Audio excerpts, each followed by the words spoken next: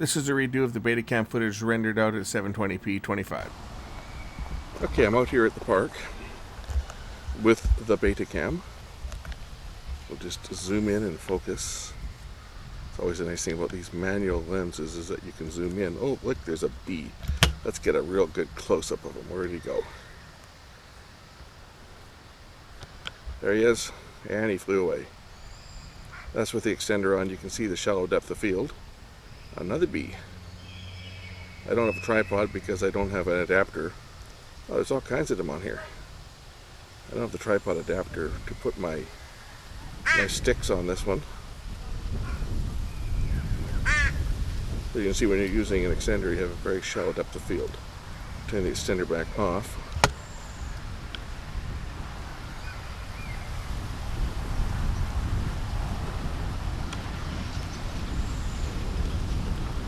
Pan the camera around.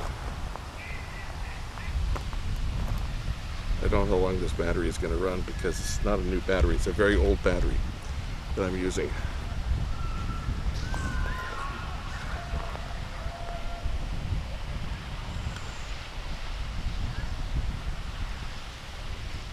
Now, one thing I did notice is that my newer televisions actually support my audio meter is showing up in the viewfinder, but my newer television does support PAL, so I was able to see the picture in color on Playback. My older plasma sets don't. So that's a house at the opposite end of the park, across the street from the park. It's a long ways away. Got the extender on, obviously. Turn the extender off and zoom back. You can see how far that house is away. It's a long ways out.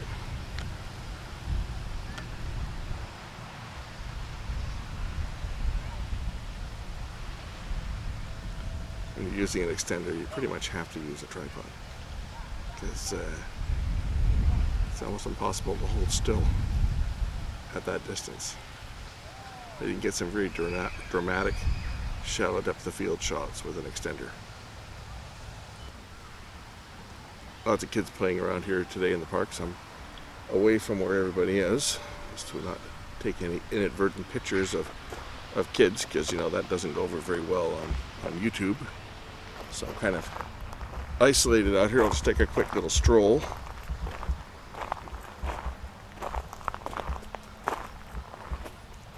One thing you notice about a camera like this is the sheer weight of it. This is not light. Now I've got a battery belt or a battery pack on my other shoulder. This is what I'm using for a battery. Okay, I just got a gel cell. You know, those little fanny packs, and I just throw it over my shoulder. I use this with my other rig as well because it lasts a lot longer than using the NiCad packs. It also kind of balances you when you've got a weight on the other shoulder that's almost as heavy as the camera.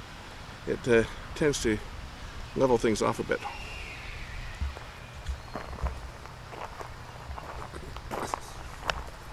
One of the things about having a camera of this size is, well, everybody notices you, that's for sure. You can't sneak this in on anyone. See it from across the other side of the park. I'd be surprised if someone comes up to me and asks me who I'm shooting a story for. Because that's happened. That happened actually at this park. I think it was maybe 2003. I had the JVC up here. It was one of the last things I used it on. It was July 1st. I'm going to say 2003. And my kids were up here and they were doing face painting right there under that covered area. So I was up here using my big camera because that's what I had. I had a big camera. And a guy comes up to me and he says, "Who are you shooting for?" I said, "Well, I'm not. This is my own, and my kids are here." "Oh." He said, "I just assumed because I saw, you know, a giant camera." I laughed and we started dropping names. He told me he was an retired engineer from what's now City TV. It was CKVU at the time. So I started dropping names of some of the guys that I worked with. You know, that I had worked with when I was working at the cable station. And he says, oh, did you hear he passed away? And it's like, what? Yeah, he passed away. He had a brain tumor. I said, really? Seriously? And he points at the viewfinder on the camera, and he says, so those bloody cameras, those bloody CRTs, those high resolution CRTs that are on the broadcast cameras. He says they run the high voltage so high on them to get a very crisp picture that you're frying your brains with X-ray. It's like, holy crap. So then I dropped another name of another guy that I knew from when I was in the cable station, and he tells me he passed away. And I said, what? Brain tumor. Pardon? He was a cameraman, studio cameraman. So yeah, in his case it was right between his eyes, his forehead, right about the spot where you'd be bombarded from a studio camera, black and white viewfinder monitor. The first guy was an ENG camera operator, and he ended up with a brain tumor behind his right eye. Gee, that's his shooting eye. So that made me kind of think. And he's telling me, he says, everybody's scared in the business because, he says, we're seeing all kinds of tumors and cancers and stuff from cameramen. He says they're all panicking because they're concerned about the X-rays from these black and white viewfinders. Now, it looks at me like, you should be concerned. Not really was that concerned because my use of them was not as, like I wasn't standing behind a camera for 8 or 10 hours a day like some of the guys that I worked with that stayed in the business. I myself, if I was shooting a wedding, I might be behind the lens for 2 or 3 hours of actual lens time at a wedding. When I was shooting other stuff, I might be looking through the viewfinder. If I was shooting like a real estate video or a music video or something, I'm looking through the lens for a few minutes here, and then the rest of the time we're either using a studio monitor or the camera's on a tripod and it's locked off and that type of stuff. So I wasn't a real high-end, long-term user like some of the guys in the biz, but it makes you think. Down here there's a lake. Maybe we'll take a stroll down there and see the ducks.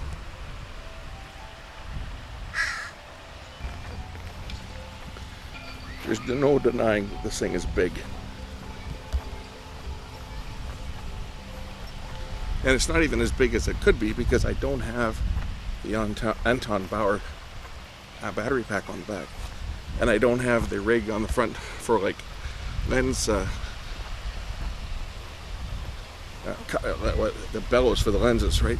I've got the mounts for this to put a lens hood on it.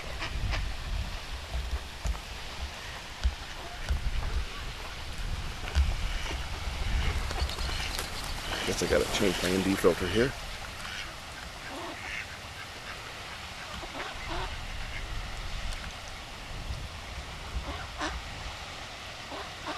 So that's the thing when you're dealing with the broadcast cameras, you have to change your filter. Like this one here is like a 4.3K filter. This is an ND filter, ND1. This is just a color filter with no neutral density, and then this is the darker filter, filter 4 as it's called. But we'll try filter 2 or even filter 3, which is just the color correction.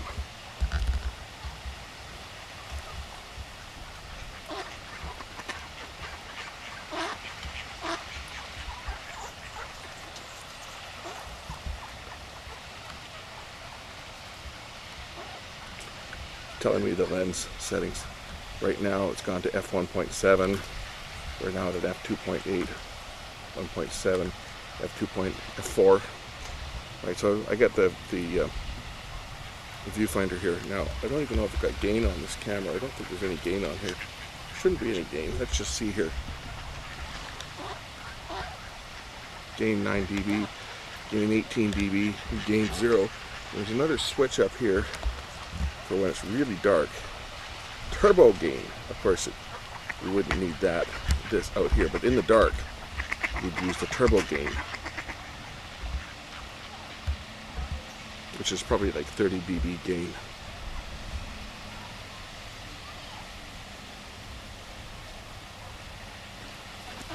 I do have that caution indicator in the display. I don't know what it means, but it appears to be working. It's recording.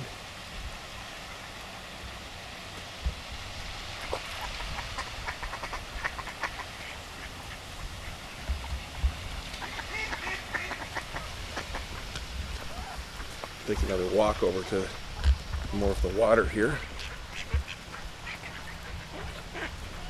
Gotta watch my step. These ducks are not toilet trained. Ha ha ha ha.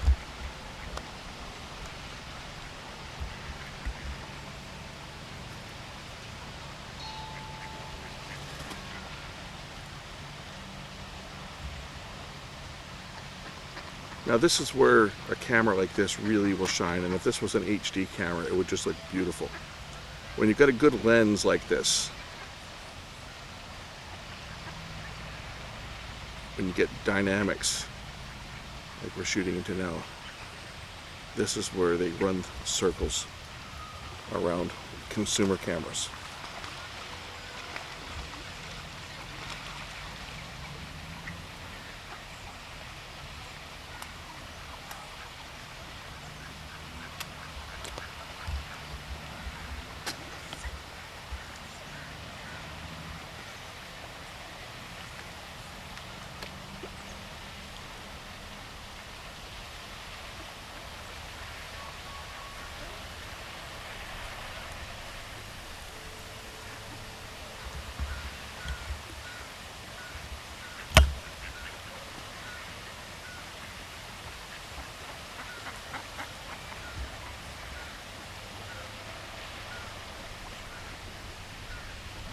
It would look so much nicer if I was using a tripod.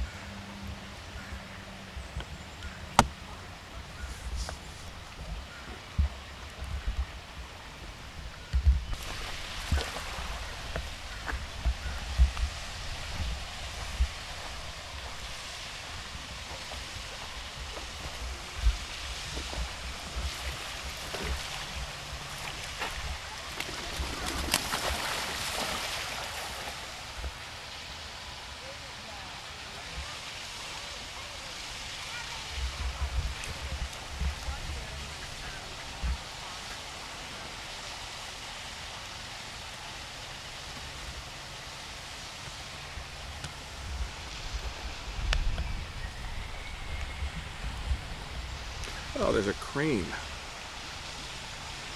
Herring crane. Right there. Kind of blending in with the background.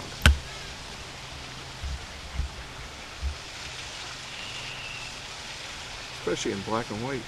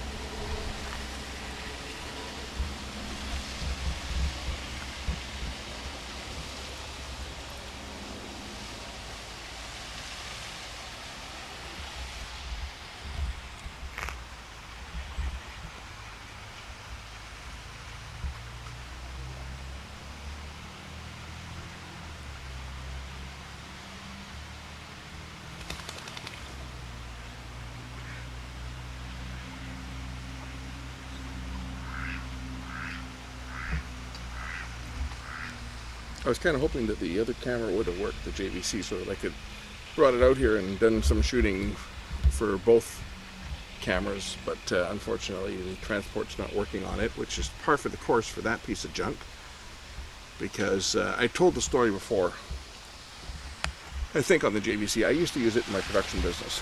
I had a Betacam SP in the analog days. Oh, waterfall up there, let's get a shot of that. I had a Betacam SP in the where are we here? There we go. In the analog days, we had a Betacam SP, but the problem with that is that the recording time is just too short for long-form work like weddings and so forth. So I was also using a high 8 professional.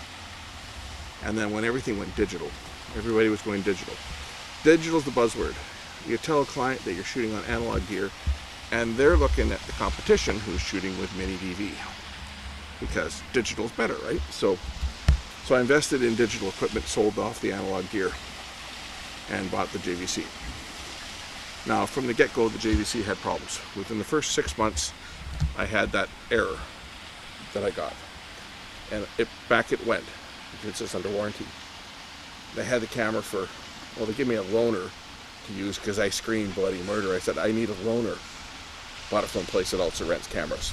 So they gave me a loaner to use while they had it, because it was in the shop for about 3 weeks. And I had a wedding to shoot while it was in the shop. So they gave me a loaner to use.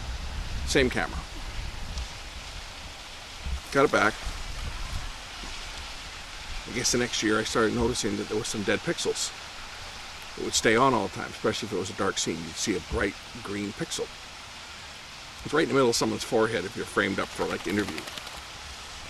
And back it went, but this time they wouldn't do anything, because they said it wasn't in what they called the prime area, which is just around the center of the image. If it's within, I think it's 10% of the border or so, then they don't, or 20% of the border, they don't consider that a defect. So I had to live with that, which kind of ticked me off. But I live with it, you know. I could see it, most people didn't notice it, but it bugged me. The next year, the camera's out of warranty now. I got the same error again. I went back there to send it back again, trying to get it covered under warranty, because I figured it should be covered. And they said, nope, it's not going to be covered under warranty. And nope, we're not going to give you a loaner to use. And I had stuff to do, I had stuff to shoot, so I went out and dropped another, I think it was $5,500 on the HD camera, and just ran it in standard def mode, because my second camera was still shooting in a mini DV. I was using a VX1000 for my second camera. So that was that. That camera became retired, and I started shooting everything on the HDR FX1, which still works.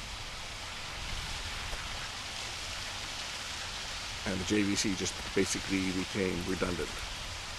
It would work when it wanted to work. Now it doesn't appear to work at all, because every time I try to play a tape on it, it plays for a few seconds and it comes up with that error. And the only way to resolve it is to remove the tape and put it back in. You see, I used to be able to remove the tape and put the tape back in, it would be fine. It would just do it intermittently. You'd be recording, and all of a sudden it would come up with the error, and you'd shut it off, remove the tape, put it back in, and you could be fine, and it might be fine for the rest of the tape. It was just an intermittent fault. But when you're using it for a production, like a wedding, which can't be rehearsed and can't be repeated, you can't have it go down at all. Like, it can't shut down. It shuts down once it's dead. The camera is done. And that's what happened on that junk, very cheap. What I should have done is I should have spent the money and got one of these SX Betacams, but the price difference was just so much. These were so much more expensive that I just couldn't justify laying out that much capital. I was looking at my timeline for paying it off, so I couldn't justify the capital for one of these at the time. But that's what I should have got. I should have got another one. Should have got an SX or even a full. But again, transition to HD. So it is what it is. Anyway, I think I've rambled on long enough with this. I think we can close this one off. And now you guys have seen how this camera performs or how it doesn't perform, because obviously I won't know until I get home. So let's start the stroll back across the park. We'll take the tape, play it back, and throw it on the computer and see how it looks.